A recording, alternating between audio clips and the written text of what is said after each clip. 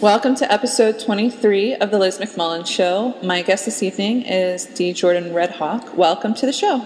Thank you. Thank you so much. It is an utmost, utter, complete pleasure because the first time that I read The Strange Path, it was very much like the second time that I read The Strange Path. Well, that's good. It kept your attention. That's good. Goodness. You know, it's so funny because I even knew how it ended. But I did it in one sitting. I stayed up all goddamn night long to finish reading it. I'd like to apologize for that, but not really. No, that's the point. You know, you want to make stuff that people just can't put down. That's it, exactly. So I do have a question. You have done fanfic, at least you've been on fanfic pages. Does that mean that you've written xenofiction, or is there That's where I started, was xenofanfic, actually. Uber xenofanfic. Okay. Why Uber? I'm the creator of the Infinity series, where it was a Highlander Xena crossover. Aha. Cool. So how did you get into the paranormal? I don't know. I just kind of fell into it. I had an idea for vampires, and that's where the Sanguire came from. Sanguire are very, there are aspects that are similar to vampires, but it's just so far removed from the mythology of what vampires are. Mm-hmm. Well, I didn't want to go with the regular vampire. Everybody does that. I wanted to go with creating a race of beings that could actually coexist with humans at the same time, that could have given the basis for the mythos that vampires have become. And that was pretty much where it came from. Yeah, you have to work hard to kind of be a departure and not be a regurgitation. It's very easy to lay down a paranormal fic that works with all the mythology that people are familiar with, in the same way as, approaching a romance. And not that it's tired or anything, but I think I'm more excited by departures from mythology, or different approaches to it. And one of the things about the Sanguire is that they seem more, and there's even other aspects, other abilities that they have, to be more like psychic vampires than blood-sucking vampires. True, definitely that. But then again, that's something that's more akin to between them as opposed to between a Sanguire and a human. That skill as far as mental abilities doesn't really relate across the race, between the two races. But yeah, between each other, it's definitely there, definitely a basis. Yeah, I'm with you on that one. One of the things that I liked, about having Whiskey be latent in terms of understanding that she is one of the Sanguire, is that even though she didn't grow up knowing that she has these skills, other than she has an uncanny ability to know whether or not someone's lying to her, she's not a lamb in the woods, even though, very annoyingly, Fiona calls her like a little lamb all the time. Well, I didn't want a wuss. So that's where she came from. I didn't really want her to know who she was. I mean, just considering because of her physical resemblance to certain other historical characters in the book, I didn't want her to have that kind of upbringing where she knew, because that would just be a completely different character. That'd be some spoiled, rotten little brat who, could get into even, who would know everything. And I think part of the draw is that the reader can follow along with Whiskey and learn about the world that she's fallen into, because she doesn't know about it any better than the reader does. So it makes it easier for the reader to learn things about the Sanguire that they wouldn't normally get if it was you were already hip deep in the Sanguire lifestyle when the book occurred. I think it helps.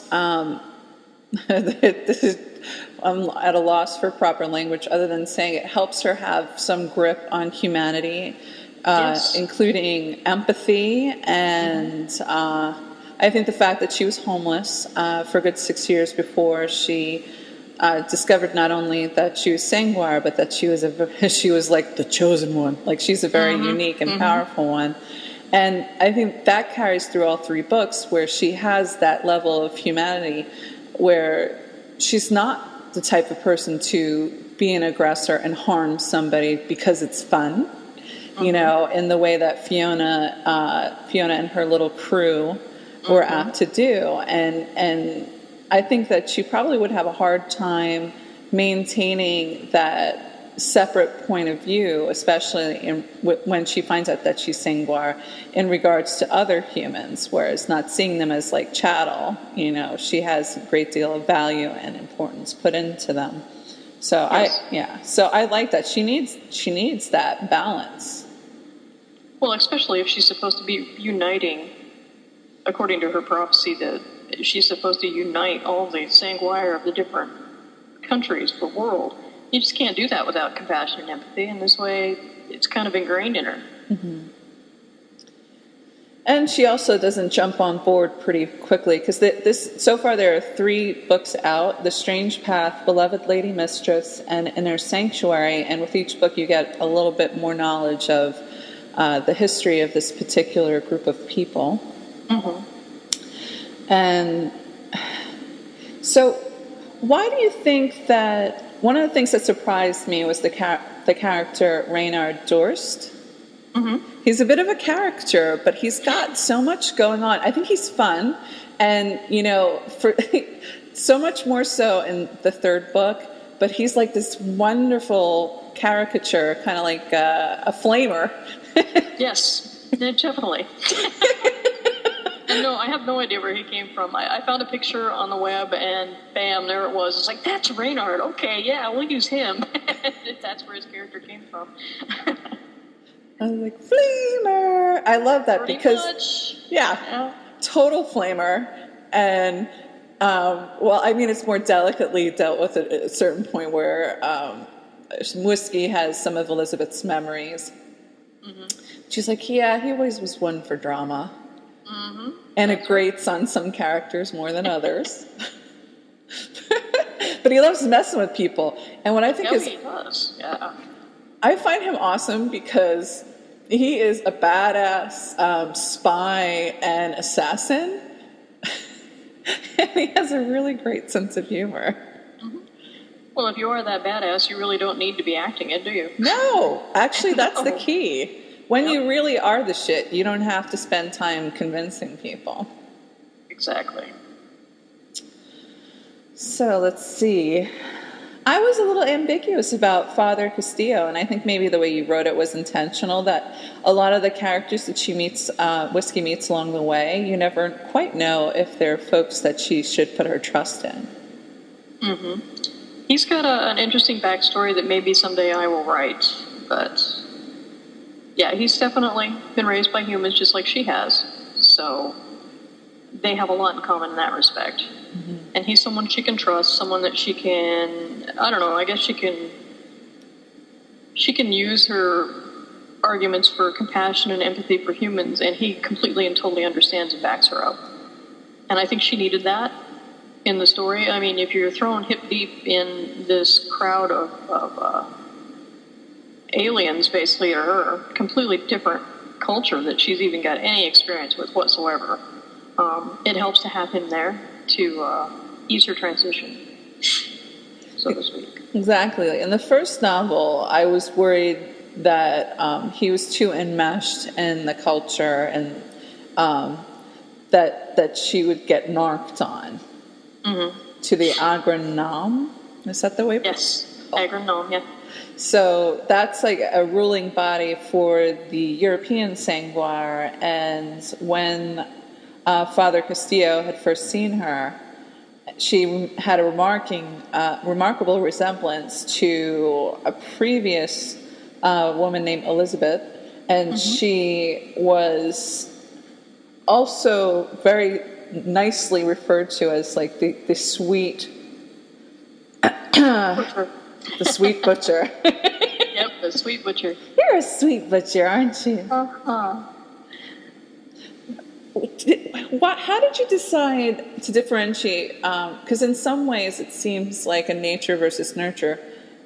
When did you decide that the timing for when Whiskey had taken the strange paths as opposed to Elizabeth taking the strange paths younger, when did you decide that that was going to be an issue?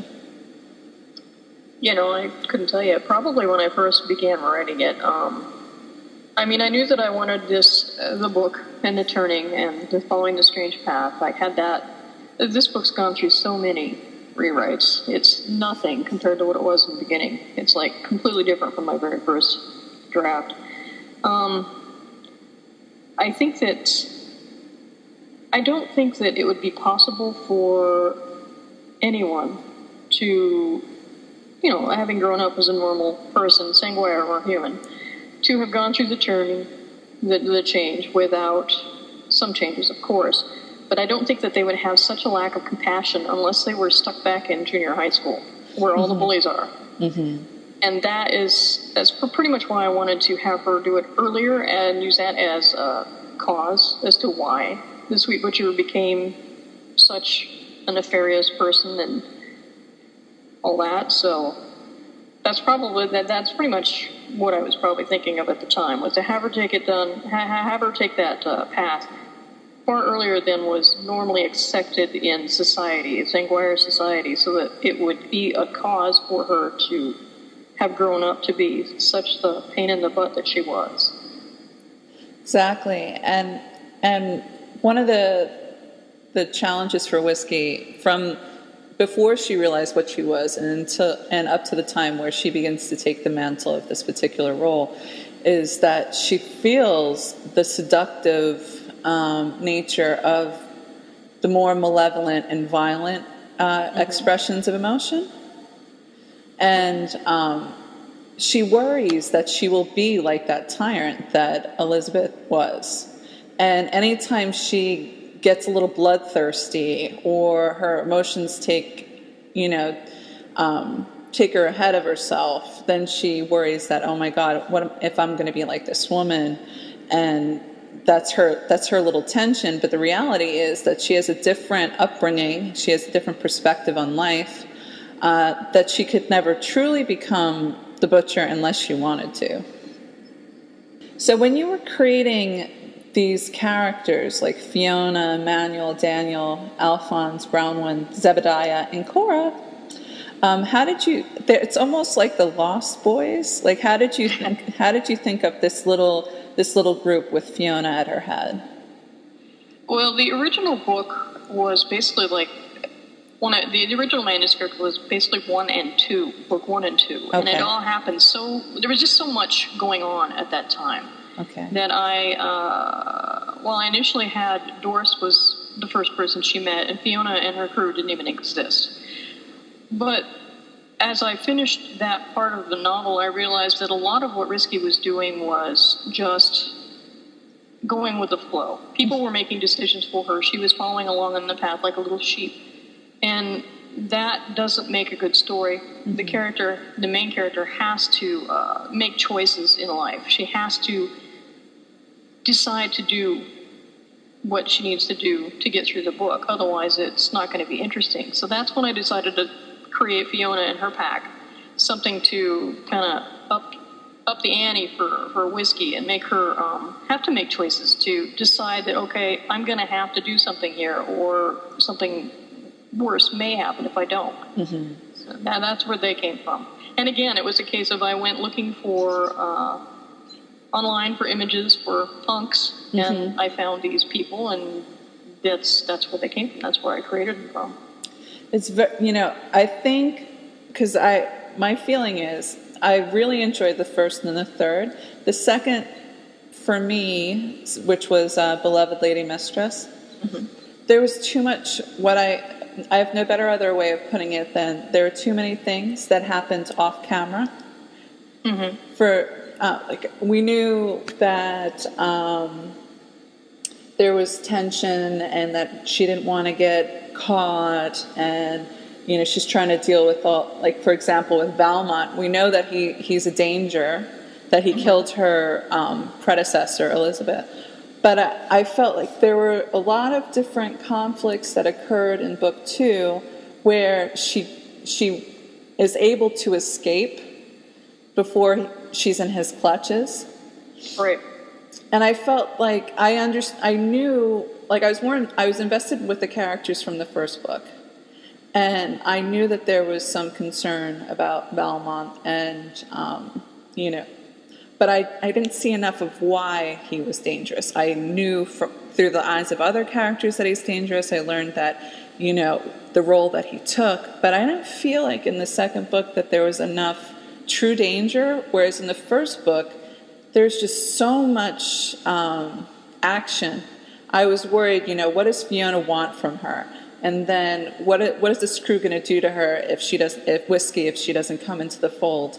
And what's going to happen during the path? What if she's not finished yet and these other people are more powerful and they try to manipulate, kill, or hurt her? And then there's the other element of tension with her friends, the people that she knew as homeless youth. So there was so much going on there, and that's one of the reasons why I felt it was a true page turner and that I could not go to sleep. I was up until maybe 6 or 7 in the morning reading because I just couldn't put it down. And I felt like not enough in the second book. There wasn't enough tension. Like I knew that Margaret, how do you pronounce her name? Marguerite. I knew that Marguerite wanted to control Whiskey. I knew there was danger, but it seemed too abstract. And the other thing that I was not sure about was, I predicted Whiskey was going to split. Because Marguerite wanted to have Whiskey on lockdown in a precinct where nobody could get to her. And that wasn't going to fly with Whiskey. This I knew. But the fact that she went away for 2 weeks and instead of knowing what's happening in those 2 weeks or, a lot of what's going on in her head, not enough happens in the book. You see where Marguerite's freaking out and, every other chapter is like, so more time had gone by. But I didn't feel like enough of what was creating the tension was actually in the book rather than alluded to. Well, that makes sense. I mean, I got to admit again that this part of the book was also part of the first manuscript. Book 1 and 2 were together. By separating off A Strange Path to its own book and then writing a second book, I was able to... The goal here was to get the two of them together and to get Valmont in a little bit closer as opposed to just this amorphous danger out there in the distance. I needed to have him up close and personal as well. And that was primary goal for this second book, to get them together. Because the first one, while this entire series is technically a romance, the first book there wasn't a lot of romance going on except this mysterious person in her memories that actually turned out to be real. So I needed to get them together, and this is the best way I could. So that's probably why it came out that way, and you know how it is. The second movies always suck. It's the third movie and the first movie that rocks. I didn't say it sucked, but I was talking to another friend. About this. Return of the Jedi rocked. That's true.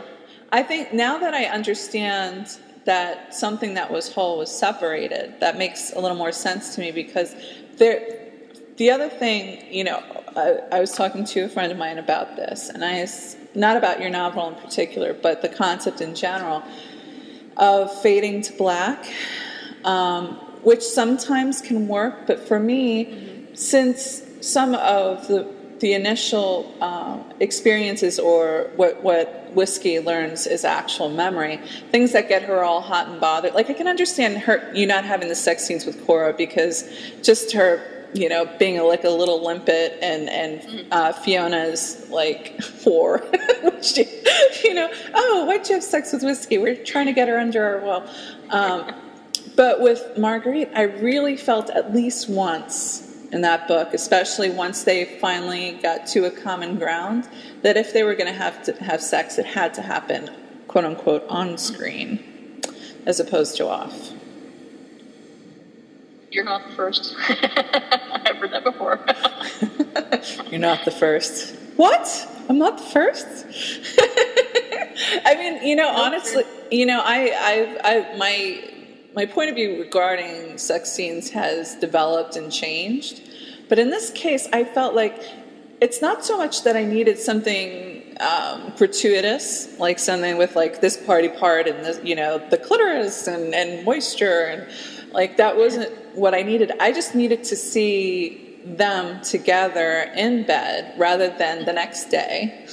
Right. I needed to, because before I was comfortable writing those kind of scenes myself, one of my friends said to me, you learn a lot about the character with the way that they treat each other in those contexts. And I felt like I was missing that. Not that you had to have something like crazy, like off the chandeliers or whatever, but although that's quite interesting, I really wanted to see them to connect, what it was like for their skin nude to touch the first time, how it is different. And I got a little confused because I thought they had sex at one point. And then, another time they're in bed together and this is Marguerite is thinking to herself, I'm not sure how things are going to be between us, because she doesn't have that like aggression that Elizabeth had, and that she was wondering. So I was like, did they have sex or didn't they have sex? I'm really confused. Well, I guess I better just write a short story and post it, right? Or if you decide to do something like that, you can read it on Lizzie's bedtime stories, and I'm sure people were really excited to see what the heck happened there. Do you not like writing those types of scenes? No, that's not the case. It was just a case of I probably came off of a book that I had been writing those scenes, and I tend to just go all over the board in my writing in general. So some books have a lot, and some books don't have any at all. All it was. Ah. Well, the offer's open. You could always write it for Lizzie's bedtime stories. Because, I was like, I wanted to see, because one of the tensions that was going on in Beloved Lady Mistress is the image both of them had about the past. Marguerite was a different woman when Elizabeth was killed. And maybe that was part of it too. I don't know if I would have been ready to write 4 people in the same bed, because that's basically what would have happened. Huh. I'd have Marguerite, young and old, and I would have Whiskey, and I'd have Elizabeth. So, that's good. That's a lot of baggage. But you know what? That two-ness, or the multiplicity, or like the reconciling of two things. For example, if you for hundreds of years have wanted to strangle Valmont, she just couldn't see Valmont for who he had become and who he was and what he had lost. She's kind of frozen in that moment. And she also, even though she knew that Elizabeth was doing a lot of things that were evil and bloodthirsty and ill-advised, she still didn't like when anybody was critical of Elizabeth, even if it was true. So it's, I agree, it'd be 4 people in bed, but at the same time, no orgy. It has possibilities. I'm sure Andy would love having a little... I know she would. It's like, if you had like an orgy going on in there, she would just be so there for you.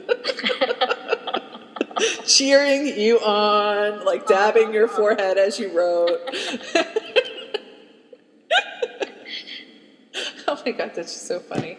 Because like I going back to the book, I felt that book was about, in many ways, the reconciliation of seeing who they were and who they are.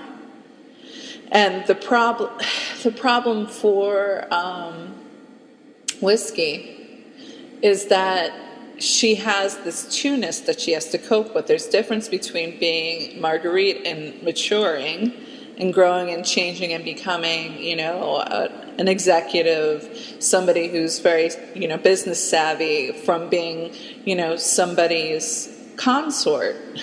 it's a very different person. But for Whiskey, she doesn't know what is and what's not, and what's memory and what's not, and what she has choice over, and what's, she has no choice over. So there's that. For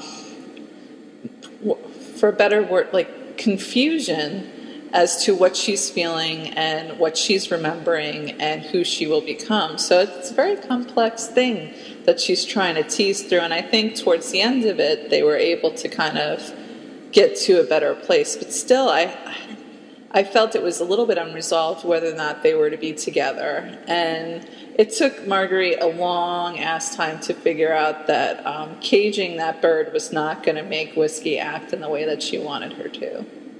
Oh, but she learned her lesson. Yes, she did. Yes, she did. It took her a while, though. Though I really like that she trounced Valmont. That was unexpected and very unladylike. I know. Such a delicate one. Kicking his butt. Yep. Oh, yeah. She's like, I'm done. Which is, in many ways, when you're reading fiction, sometimes what makes fiction better are elements of reality.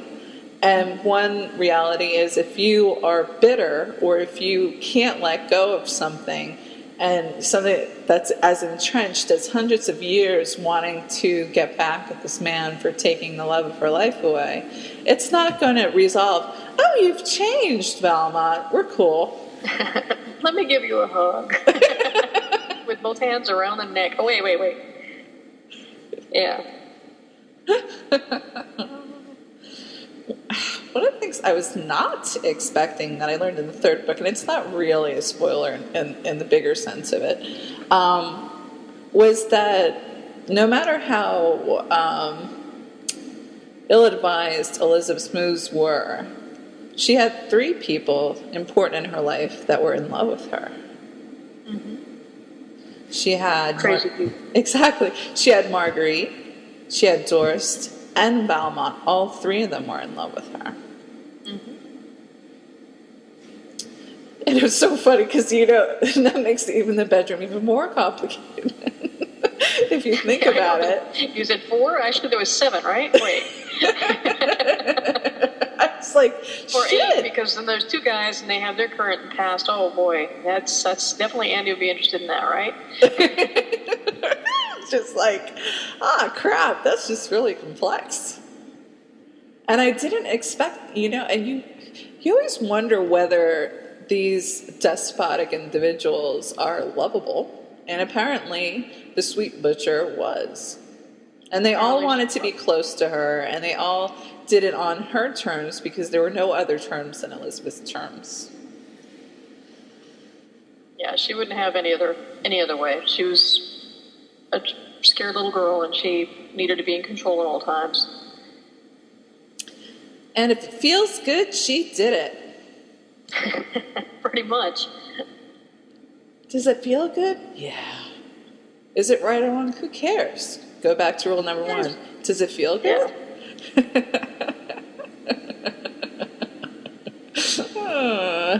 And there's also some chicken and egg action going on between Valmont and Elizabeth. Like, who was the one who brought out these, malevolent, evil, and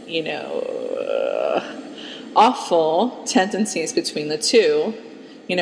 Was it Elizabeth who had the impact on Valmont, who was a young and impressionable guy who, said he'd be there to the ends of the earth and then ends up killing her? And then you get that scene in Inner Sanctuary, I believe, where they go hunting together, and Whiskey is so not okay with not only the fact that they scared the shit out of the prostitute that they were going to be feeding off of, but she didn't like how much she liked the chaos. Mm-hmm. So the answer to the question is yes. The answer to all the questions are yes. That's like, the ubiquitous yes. It's like, who do you? Who egged you on? Yes. Yeah, they egged each other on. Pretty much. And I guess also she got addicted to things that don't feel good, because the paranoia. Mm-hmm. She's like, oh, this is Elizabeth. She's thinking, well, you can't talk out against me. You can't see those things. That's treason. We got to kill your ass. Bye-bye. Bye. But, no, it doesn't matter. We're all going to kill each other. So, I have a question. Completely non sequitur, because that's just the way I roll. Is Whiskey's ability as a ghost walker, is that going to come into play in book 3?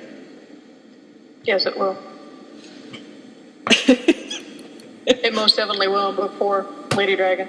Okay. Actually, it comes into play... Yeah, it comes into play in Inner Sanctuary, doesn't it? That's where she discovers it. Yeah. And then she learns that... why am I, blanking? Her not maiden, what do they call it? Chambermaid. I think that was what they called her. That she also was a ghost walker. And the confusing thing for me in the, not as much in the second one, but in the third book, was trying to determine who the traitor was. And there's so many new people coming in to Whiskey's life as her role grows, I guess, as she, starts stepping more into a position where she could unite, quote unquote, her people. Mm-hmm. Well, good. That's good to know. I'm glad it worked. I was really trying to mess it up so people would have a tough time. Damn it. Wonderful. The other question I have, and no one-word answers, is the fact that, you're like, nuts! Is the fact that Whiskey is Native American going to come into play more in the fourth book? No one-word entry? Answer there? No. Yes, won't cover it? No. Oh, dang it.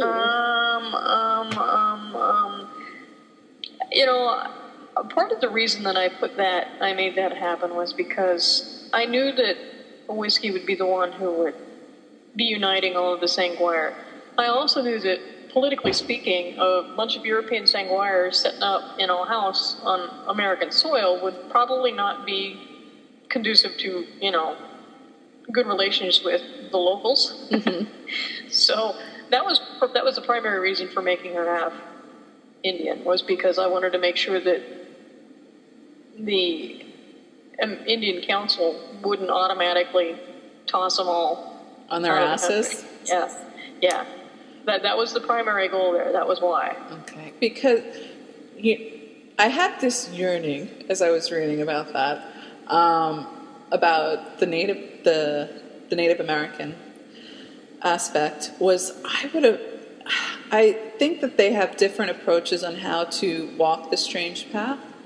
And even though Whiskey had already walked it the European way, I'd be interested in seeing Whiskey experience other cultural approaches to becoming fully actualized as an adult. Like, rather than it being, an end point, like once you do that, it's all done. Like, I'd like to see that she could, like, her power would come not simply from walking the path, but also from, I guess, expanding metaphysically, if that makes sense. I don't know that will happen. I do know that I have story notes for a trilogy Sanguire from the American Indian perspective. One historical, one current, and one in a cyberpunk genre. The same person all the way through.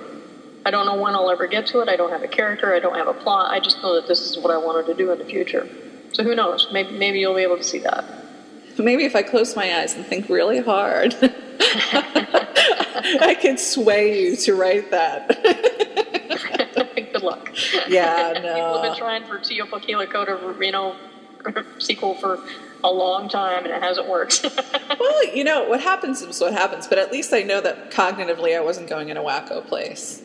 No, you definitely aren't. I definitely have plans in that respect. I also have a Castilla backstory. I have a Belmont backstory. I mean, there are so many places I can go with this series. Yeah, it's a challenge, and I don't know if you've ever read Jane Fletcher's series. I tend to bring it up a lot because she did something traumatic to me. Not me personally, but I like to read things in sequence. It's very important to me that I not miss any of the inside jokes, so to speak. So I do not like reading something out of sequence, and she wrote them out of sequence. Oh, what a wench. It was so traumatic to me. Oh, it was so traumatic, I can't even tell you. Because what I generally do, if I like an author or if I'm going down that road, what I tend to do before I start my show, because now I don't have time to do this anymore, but I'd buy the entire body of work, the whole whiz-bang. And I bought her books, but I didn't know what order to read them. And normally I would look in, the first few pages where they show things in order. So I went to her website. And her website says, well, people have read them in the order I have written them. And they've also read them in the sequence that they happen in the series, which is like sequentially. And both feel that they were able to get something out of it. But I was like, why? So what I ended up doing, because I had to do it linear first, is that I read them in sequence. And then I read them again as she wrote them. And it was interesting to see it. There's so many details that you don't pick up on. In the same way that you've created the Sanguire and their culture, she created this entire world separate. They're actually colonists from Earth that were supposed to all arrive at the same place at the same time, but all but one ship arrived.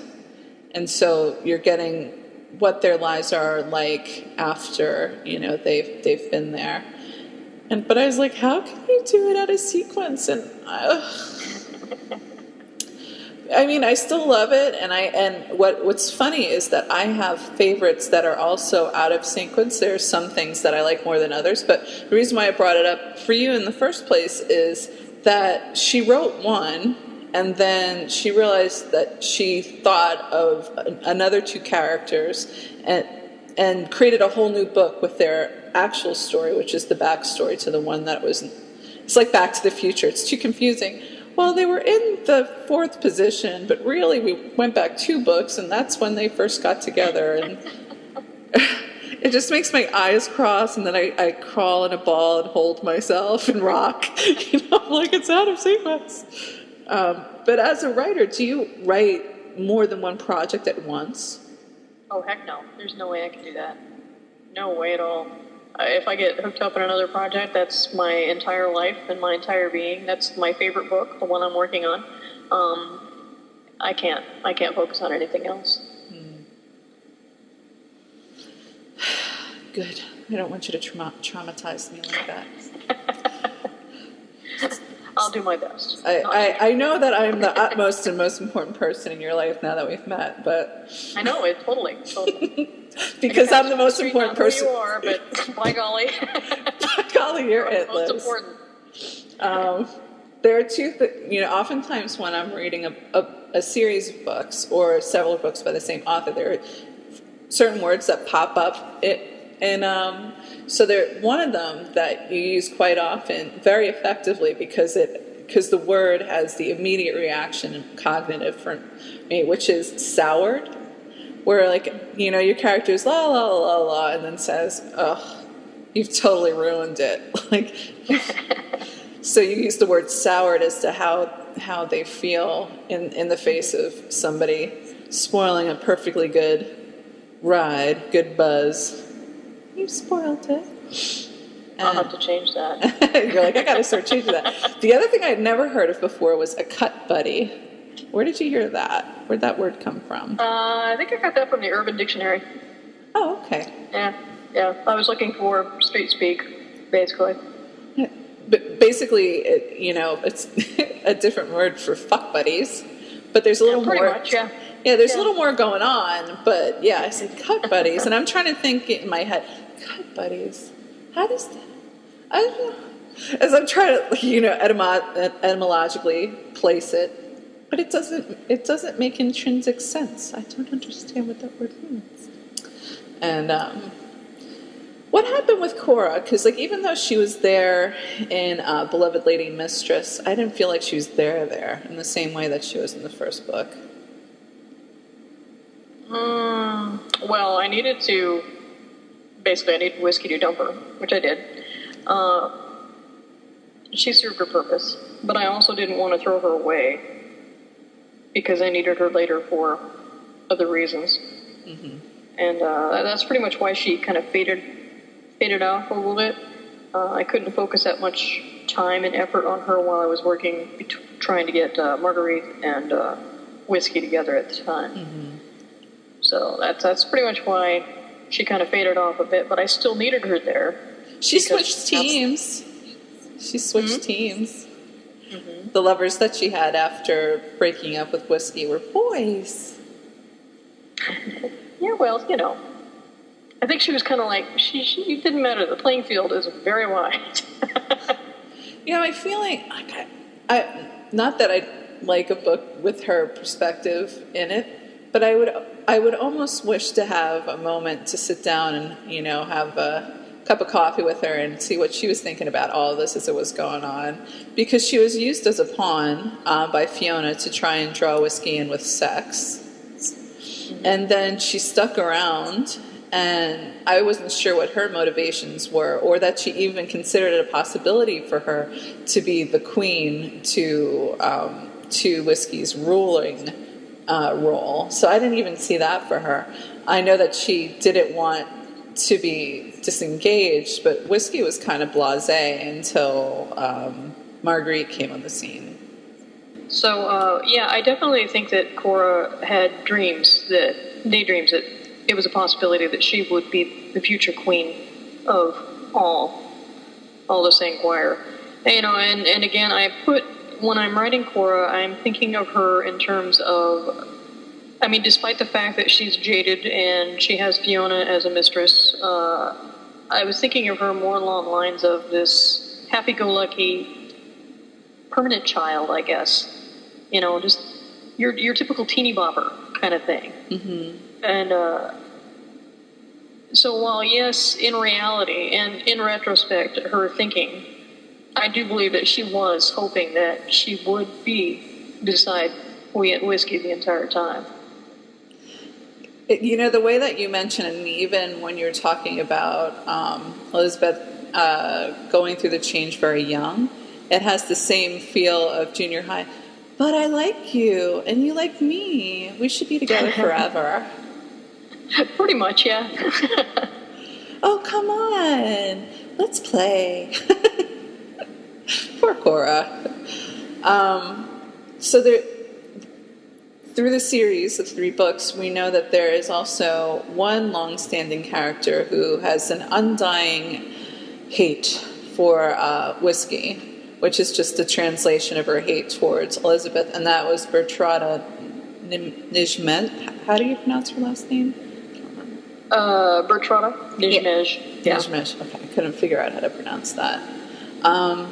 She pretty much holds on. The thing that I find a little bit unlikely is that anybody could possibly have missed the fact that she wants Whiskey to come to Europe so she could kill her. Well, I did my best to try to divert that. Unfortunately, I probably didn't do it well enough. Because I'm like, at first, the way that you introduced it, it's and Valmont for that matter in their relationship, it seemed like it was just between the two of them. But she's got, that girlie's got a mad on. Did you ever see The Big Easy? Yeah. No, I haven't. Well, it's a film from the 80s, and the prosecutor, or a woman in that role, is pissed because cops waylaid her, and it's only because they wanted her to get back with the male character, at a party and dance with him. And then she's stomping through, somebody's got to take me back, and one of the relatives goes like, "Ooh, that girlie's got a mad on." Yeah, definitely Bertrada has a mad on. Yeah, so I think Bertrada has a mad on. and that will definitely wrap up in Lady Dragon. Mm-hmm. I can understand her completely being unhinged, because both she and Marguerite lost the loves of their life. But Marguerite only had to watch her lover bleed out. That's different than having your lover drawn and quartered. Yeah, definitely. Just there's like a different qualitative difference. More intense. Yeah. There's a little more heat behind that, and it's slightly more intentional.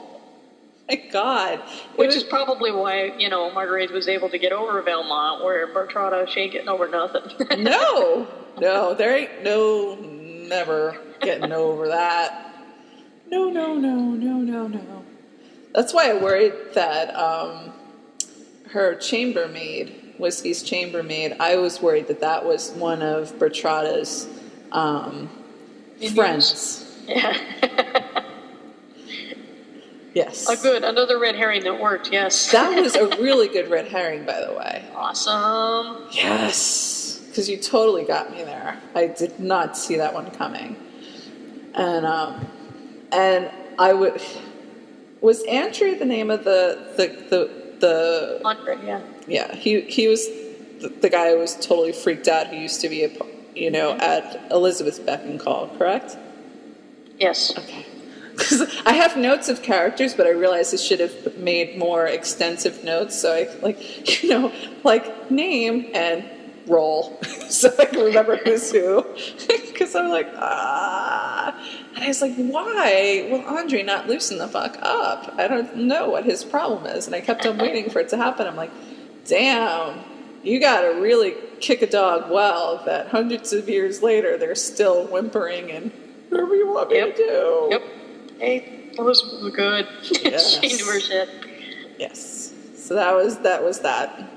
Though I think one of my more enjoyable characters, or group of characters that I got to know were, can you pronounce the society that the Native Americans, like, 'cause I can't for the life of me figure out how to properly pronounce that. Chipi Wakan. Okay. So those folks, I wanted to see them more. I thought they were great, and like the tensions between them, and and then of course you have one of the Aztecs is there to, they're like, you're supposed to be training her, not beating the crap out of her. Oh, she'll get better. But that just doesn't seem the Mayans, yeah. I call the Mayan, yeah. And like the different people in the crew who are also learning, I've learned martial arts, and you never beat the crap out of the person with the least experience. Usually you kind of mismatch people according to their ability and, help them to grow. It's not just, let's give a pounding to Whiskey Day. Well, again, I needed to come up with some red herrings. I needed as many as possible. Yes. Poor herrings. What did they ever want do to anybody to become like the poster boy for the look right when something's happening left? Those poor herrings. Well, if I only gave one, I'm sure that would give everybody a 50% shot of knowing who it was. No, it was great, because there were a few people who are like, because it's just too damn easy if, for Marguerite, she's known these people for hundreds of years. Like, they've not only been vetted, they've been uber vetted. You don't get better vetting than like, I've known him for a century, he's a good guy. Yeah, no problem. It's not like you're taking resumes off the street. It's like, you seem pretty good. Here's your new sergeant at arms. Oh, crap. So I like that. There's like a lot going on, and I think I know that you've already written the fourth one, but I'm interested in, I wouldn't say it's like nation building, because like nations are so 20th century. Multinational corporations are nations now. There are no real nations. Pretty much, yeah. because it's no longer, we have to do stuff against the French, because if we don't do that, they're going to run roughshod over us. Now it's multinational corporations and lots of terrorists. Mm-hmm. It's no longer us versus a country. It's us versus like a fragmented faction. That's so it's way too complex, but things have changed, obviously. And for whiskey, she's got to figure out a way to tie together all these different, completely differing groups that are informed by the, since Sanguire lived a long time, they're like informed by old imperialist politics and, you know, generational differences, cultural differences. There's a lot going on that would take to like sew together into a group. Mm-hmm. Does that get more established in the fourth book? I don't know about more established. I mean, we're going to see more of how the Europeans do things. We're going to see a little bit of that, yeah. You know, I don't know that you would be able to see more outside of that,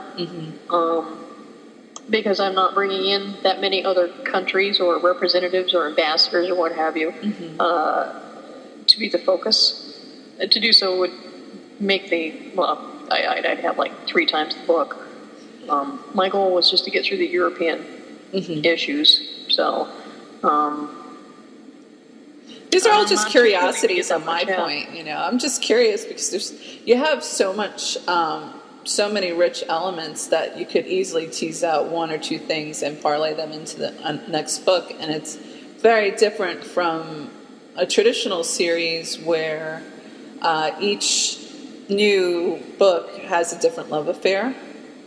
You know, any series that you can like pick up, you probably will still have the same characters, and then you'll get like 2 new characters that'll get together. You have different conflicts and whatnot. But this is...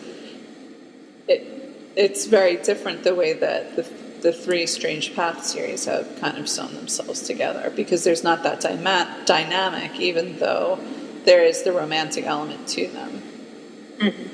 Well, I do have ideas as far as the future for whiskey. I've got a couple of standalones that are potentials for novels. One of them being the Japanese Empress, who Elsbeth has had a history with, showing up on their doorstep. And I can imagine that Marguerite will have conniptions again. And then another one is just an accident. That what if whiskey can't remember being whiskey? What if she thinks her memories of Elizabeth are her? So, I mean, I have a couple of others that would focus specifically on this group of people. But yeah, I can definitely see future Sanguire from different countries and building their culture and having them involved. I can see where that's a possibility. In my brain, I'm like, there could be a separate book about ghost walkers. Oh yeah, definitely. I mean, there has to be something. Why did they all leave? Where did they get together? When did they meet and decide? Okay, we need to disappear. Yeah, it was a very important potluck. Where did her father? Why was her father there? Where did he come from? If he's not European, who is he? That's not even answered in the books. Exactly. There are a lot of questions. A lot of different ways I can go with it. Yeah. Dun dun dun. So, you listeners out there, you'll just have to tune in to see. You know, keep an eye on Jordan's website, and religiously check the Bella website for upcoming books and whatnot. Do you're working with Bella for this series, and yes. So you're not cheating on Bella with other people. Is that the only place that you can find your work? Well, they have first rights, so everything I write, I go to them first, and then if they don't like it, I can peddle it elsewhere. Okay. Yeah, I'm becoming familiar with those kinds of stuff. So we have the 4th book. When is the 4th book going to come out? I'm not too sure when Lady Dragon's going to come out, because I've got 2 other books that Bella already has. I wrote a space opera, and I wrote a cyberpunk version. So they had those 2 novels before I wrote Lady Dragon and sent that. So they have 3 novels now. Okay. The cyberpunk version, cyberpunk novel was supposed to be out this June, but they had a gap in their publication schedule. Someone obviously didn't meet a deadline, I don't know, but they had a wide opening, and I had Broken Trails. I just received the rights back from PD Publishing when PD Publishing went down, and they asked if they could have that. So that went into the June slot this year. So I don't know if they're going to publish Lady Dragon next year or if they're going to publish it the year after that. I would hope that they would do it next year because there is more of a draw, and I do need to close out that series because there's definitely places, I need to tie things up still that are taken care of in Lady Dragon. But I'm not too sure when they're planning on putting it out. Okay, so at this point, Bella has which books from you? They have Leech E. Bacho is a cyberpunk, and then Freya's Tears is a space opera, and Lady Dragon, which is book 4 of the Sanguire. So they also. So Bella has out already the Strange Path, Beloved Lady Mistress, and Inner Sanctuary. And is there another one that our listeners can purchase? Orphan Maker. Orphan Maker was the post-apocalyptic, and it was in January is when that one went out. And then Broken Trails is the Iditarod, which is coming out in June. So that's a lot of action, ladies and gentlemen. Even more. They've got all my backlist from PD Publishing. They're planning on putting out as ebooks. So there's Teoki Lakota, Warlord Metal, Castle Walls, and On Azrael's Wings that will be coming out as ebooks soon. Sweet! More for me to read. Yay! So I want to thank you for coming on the show, Jordan. Thank you for having me aboard. It's been fun. And I have so much to look forward to. And you have so many different strands of things I'm going to keep my ear to the ground and listen for. So thanks again for coming on the show. You're welcome. And if I write that hot and heavy short story, I'll be sure to let you know. Oh, please do. My listeners are like, really? Is that possible? That would be fantastic. So, I'm not going to twist your arm, but if I could twist your arm, no. You just let me know. Well, let me know. I'll be at GCLS. Oh, I will see you at GCLS. How exciting. Awesome. It'll be nice to meet you. Sweet.